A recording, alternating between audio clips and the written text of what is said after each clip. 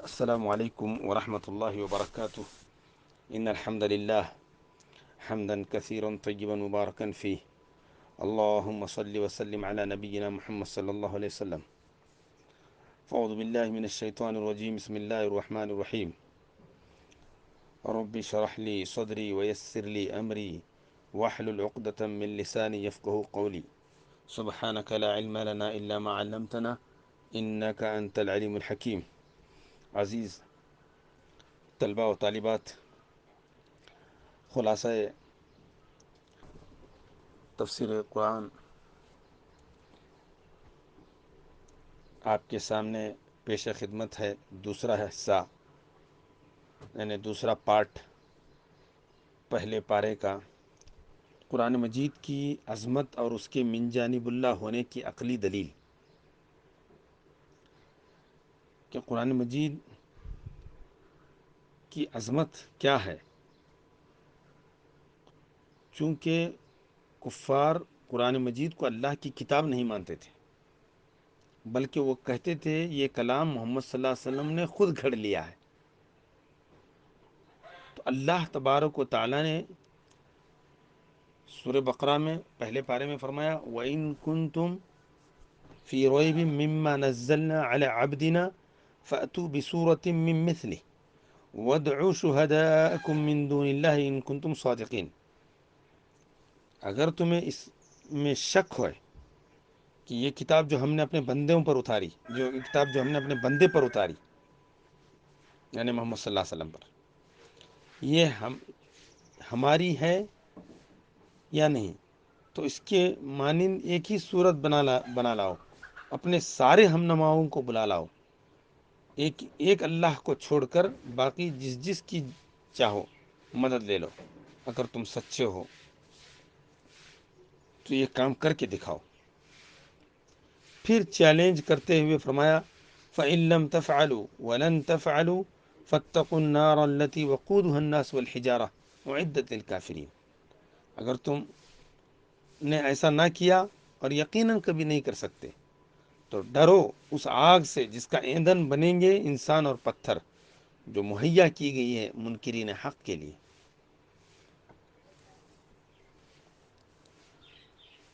تو ان دونوں آیتوں سے یہ بات کھل کر کے سامنے آئی کہ قرآن مجید اللہ تعالیٰ کی طرف سے نازل شدہ ہے، اس میں کسی قسم کی شک کی گنجائش نہیں ہے۔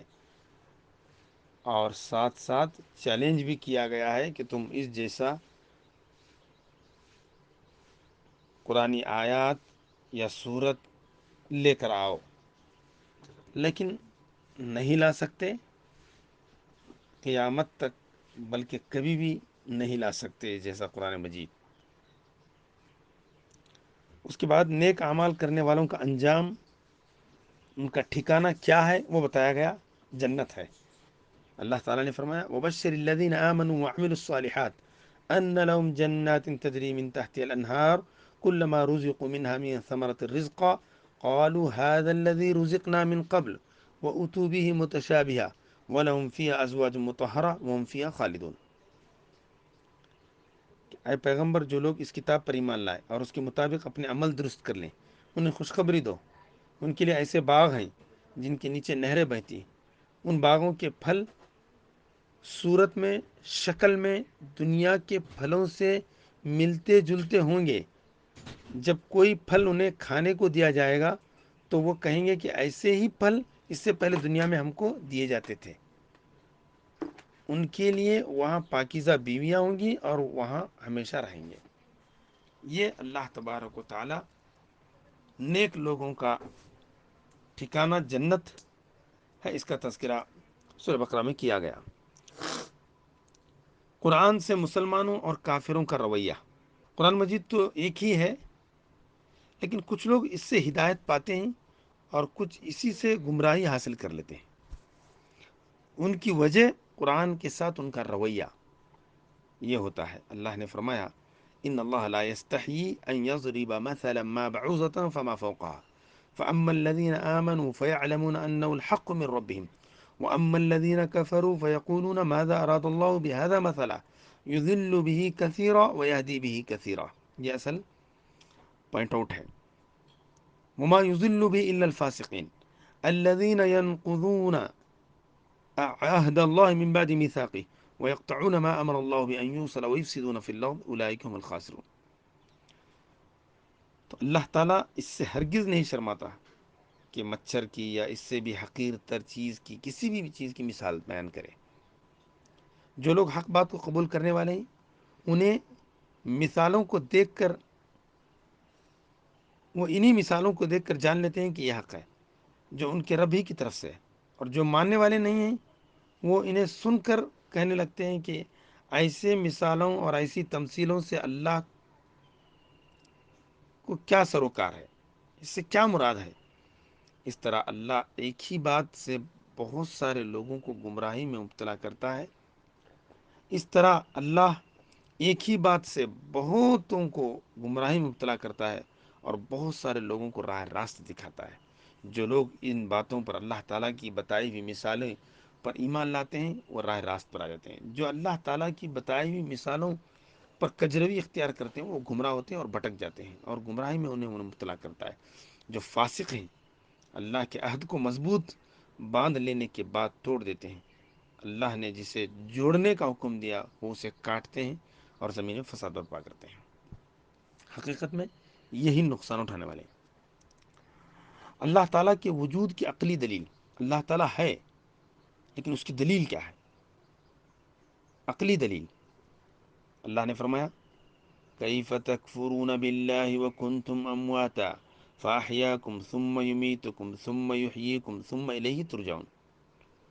بہت ہی بہترین دلیل ہے یہ. انسان عقل سے بھی سوچے کہ اس کا وجود نہیں تھا، اللہ تعالیٰ نے اس کو پیدا کیا، پھر یہ مرے گا اور پھر اللہ تعالیٰ اس کو زندہ کرے گا. تو گیا دو موت اور دو زندگی اس آیت میں بیان کی گئی. ترجمہ کیف تکفرون باللہ، تم اللہ کے ساتھ کفر کا رویہ کیسے اختیار کرتے ہو؟ استفہام انکاری. حالانکہ تم بے جان تھے، اس نے تم کو زندگی کی عطا کی، پھر وہی تمہیں جان سلب کرے گا، پھر وہی تمہیں دوبارہ زندگی عطا کرے گا، پھر اسی کی طرف تمہیں پلٹ کر جانا ہے. کائنات کا مقصد تخلیق اور انسان کا کائنات سے تعلق اس دنیا کو پیدا کرنے کا ایک بہت بڑا مقصد ہے، اور اس میں پیدا ہونے والے جتنے بھی مخلوقات ہیں ان کا بھی ایک بڑا مقصد ہے. اور انسان کا کائنات سے تعلق کیسا ہے؟ اللہ نے فرمایا هو الذی خلق لکم ما فی الارض جمیعا ثم استوى الى السماء فسواهن سبع سماوات وهو بكل شیء علیم. وہی تو ہے جس نے تمہارے لیے زمین کی ساری چیزیں پیدا کی، پھر اوپر کی طرف توجہ فرمائی، پھر آسمان کی طرف توجہ فرمائی، فسواہن سبع سماوات، اور 7 آسمان استوار کیے. ہر چیز کا علم رکھنے والا ہے. تو اللہ تعالیٰ نے اس دنیا کو بنایا، اس کی بڑی حکمت اللہ تعالیٰ کے پاس ہے. اور انسان کو بنایا، اس کا مقصد عبادت ہے. جنات کو پیدا کیا، اس کا مقصد عبادت ہے. وما خلقت الجن والانس الا لیعبدون.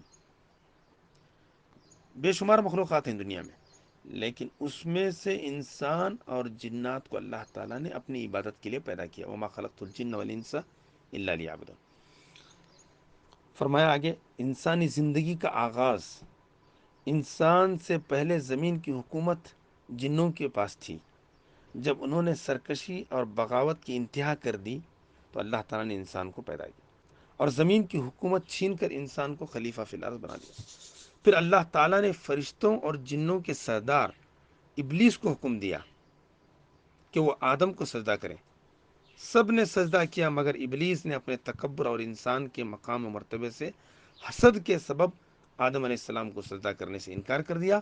تو اللہ تعالیٰ نے اسے اپنے دربار سے دھتکار دیا. اور جب اللہ تعالیٰ نے آدم علیہ السلام کی تربیت کے لیے انہیں چند دن کے لیے جنت میں رکھا تو ابلیس نے آدم علیہ السلام اور ان کی بیوی حوا علیہ السلام کو بہکا کر اللہ کی نافرمانی پر آمادہ کر لیا.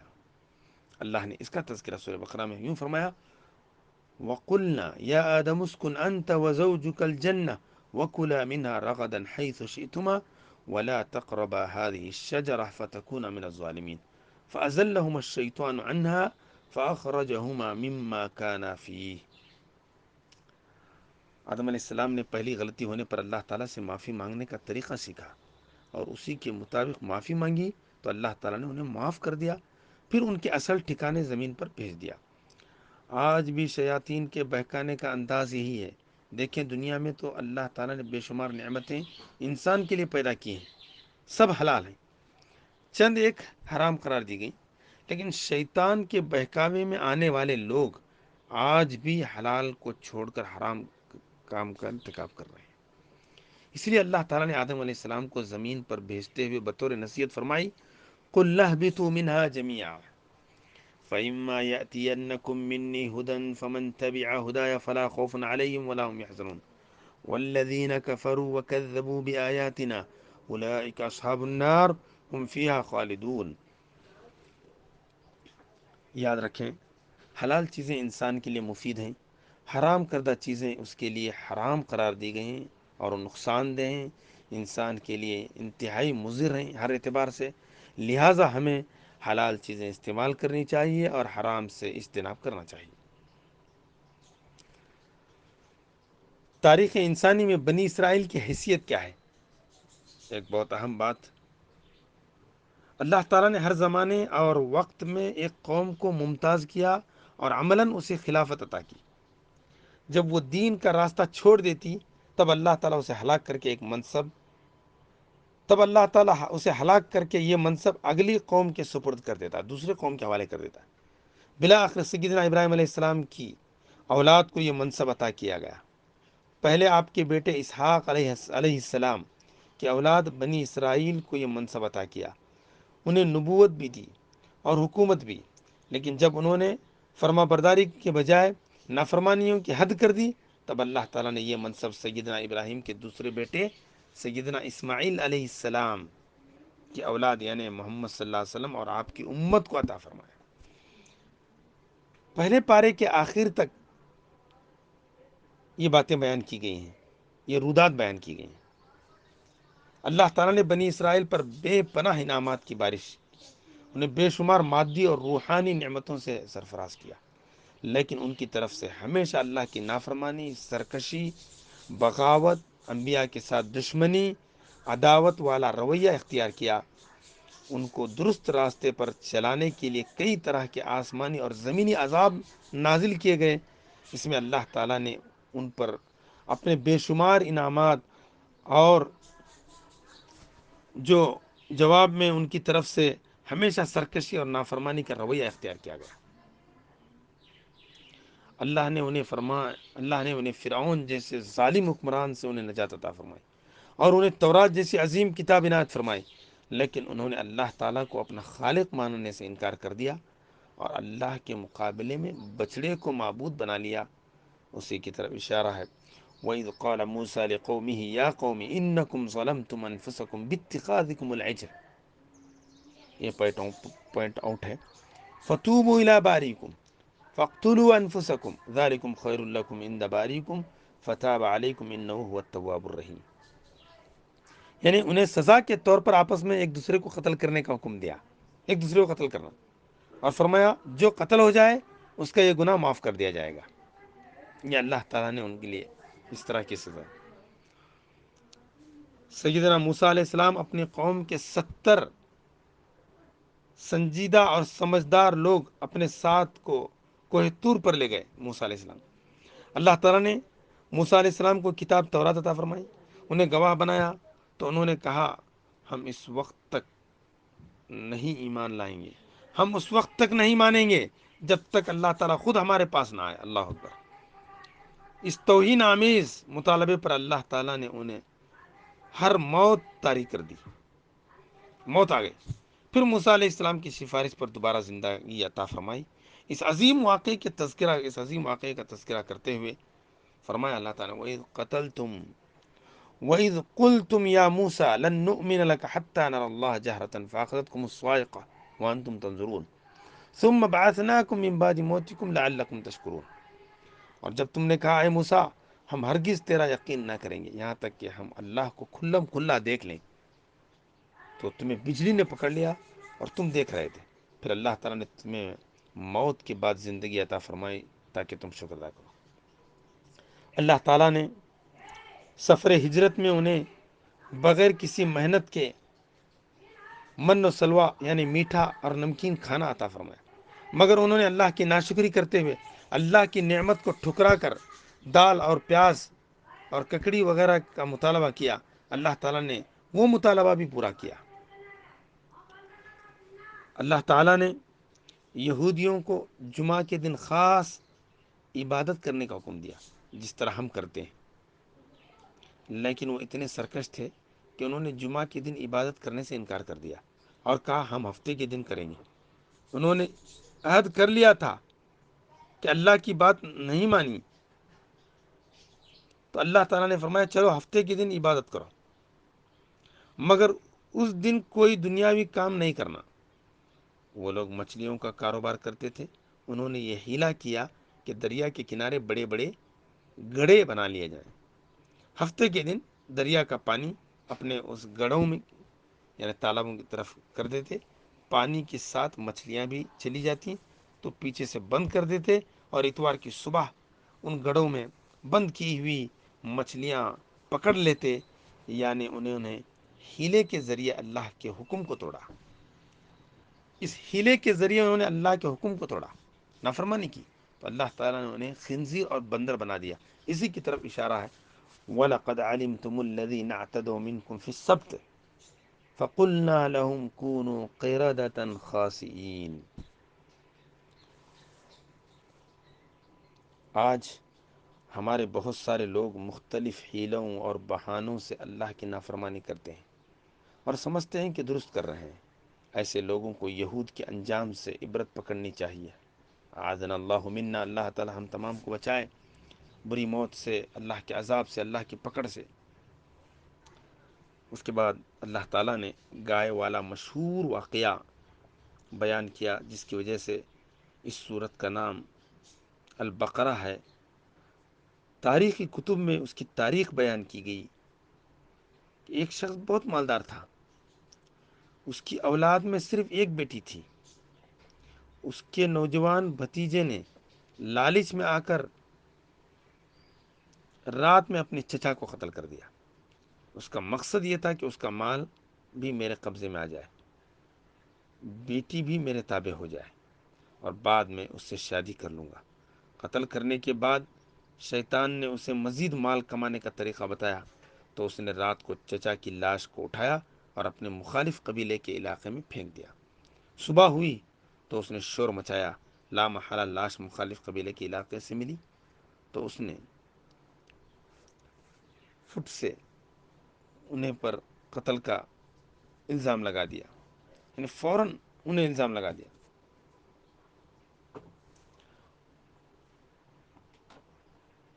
فوراً دوسرے لوگوں پر الزام لگا دیا اور دیت کا مطالبہ کر دیا۔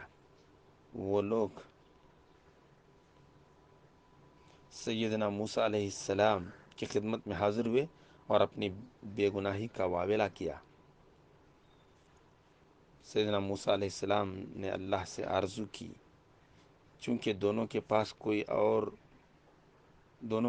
کوئی گواہ اور دلیل بھی نہیں تھی، اور اگر اللہ وحی کے ذریعے حقیقت بتا دیتا تو مدعی قبیلہ، دعویٰ کرنے والے قبیلے نے فوراً موسیٰ علیہ السلام پر جانبداری کا الزام لگا دیتا۔ اس لیے اللہ تعالیٰ نے اپنی قدرت سے معجزانہ طور پر اس کا فیصلہ کرنے اور حقیقت کھولنے کا پروگرام بنایا۔ مزید اس کا مقصد ان کا عقیدہ آخرت درست بھی کرنا تھا۔ اللہ نے اس کی طرف اشارہ فرمایا وَإِذْ قَالَ مُوسَىٰ لِقَوْمِهِ إِنَّ اللَّهَ يَأْمُرُكُمْ أَن تَذْبَحُوا بَقَرَةً قَالُوا أَتَتَّخِذُنَا هُزُوًا قَالَ أَعُوذُ بِاللَّهِ أَنْ أَكُونَ مِنَ الْجَاهِلِينَ۔ یہ تفصیل سورہ بقرہ میں جو ہے بیان کی گئی ہے۔ پھر آگے بتایا فَذَبَحُوهَا وَمَا كَادُوا يَفْعَلُونَ، انہوں نے اسے ذبح کیا اور وہ قریب تھا کہ وہ نہ کرتے اس کام کو، حالانکہ اللہ تعالیٰ نے کوئی بھی پابندی نہیں لگائی تھی، اس لیے کوئی بھی گائے ذبح کر دیتے تو کام ہو جاتا۔ آج بھی بہت سارے لوگ ایسے ہیں جو عالم سے مسئلہ پوچھتے ہوئے کہتے ہیں جی ایسی ایسی حدیثیں لائیں تب مانیں گے، یہودیوں کا طریقہ ہے، مسلمانوں کا طریقہ نہیں۔ اسلام کا جو بھی حکم جس انداز سے بھی ہو، ہمیں چاہیے کہ فوراً مان لیں۔ جب گائے ذبح کی، اس کا گوشت کا ایک ٹکڑا، بعض مفسرین نے لکھا ہے کہ زبان کا ایک ٹکڑا میت کے جسم کے ساتھ لگایا، تو اس نے خود بول کر اپنے قاتل کے بارے میں بتا دیا کہ اس نے مجھے قتل کیا۔ اتنا بڑا معجزہ دیکھ لینے کے بعد انہیں بنی اسرائیل کو چاہیے تھا کہ دین کے معاملے میں ان کے دل نرم ہو جاتے اور موسیٰ علیہ السلام کی اطاعت کرنے لگتے، مگر ان کے دل مزید سخت ہو گئے۔ اسی کی طرف اشارہ کرتے ہوئے اللہ نے فرمایا ثم قست قلوبكم من بعد ذلك فهي كالحجارة أو أشد قسوة وإن من الحجارة لما يتفجر منه الأنهار وإن منها لما يشقق فيخرج منه الماء وإن منها لما يهبط من خشية الله وما الله بغافل عما تعملون۔ اس کے بعد انشاءاللہ مزید باتیں آپ کے سامنے آئیں گی۔ اللہ تعالیٰ سے دعا ہے کہ اللہ تبارک تعالیٰ مجھے اور آپ کو ان تمام باتوں پر غور و فکر کرنے اور اس پر عمل کرنے کی توفیق عطا فرمائے، اور دنیا میں رہتے ہوئے اللہ تعالیٰ کو خوش کرنے کی ہمیں کام اللہ تعالیٰ ہم سے وہ لے۔ سبحان ربک رب العزت عما یصفون وسلام علی المرسلین والحمد للہ رب العالمین۔